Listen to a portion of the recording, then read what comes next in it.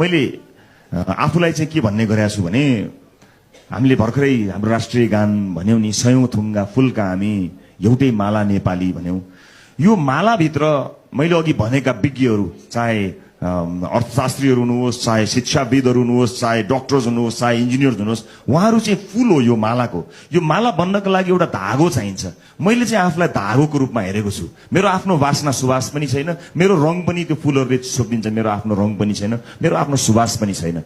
तर बलियो चाहिँ म असाध्यै बलियो छु। मलाई हत्तपत्त तोड्न सकिँदैन, हत्तपत्त मलाई तोड्न सकिँदैन। मसँग केही गुण छ भने अघि तपाईँले भन्नुभयो नि, त्यो एउटा बलियो धागो बनेर कसैले काट्न पनि नसक्ने, चुडाल्न नसक्ने, तर मेरो आफ्नो सुवास पनि छैन, मेरो आफ्नो रङ पनि हत्तपत्त कसैले देख्दैन। म त्यो एउटा धागो बनेर आफ्नो कार्यकालभरि 2 कार्यकाल हो मेरो, त्यो भरि त्यस्ता योग्य र विज्ञ मान्छेहरूलाई यो पार्टीभित्र ल्याएर तपाईँहरू जस्ता युवाहरूलाई यो देशमा केही हुन्छ भन्ने कुरा चाहिँ देखाएरै छाड्छु। यो चाहिँ मेरो प्रण भयो। Thank you.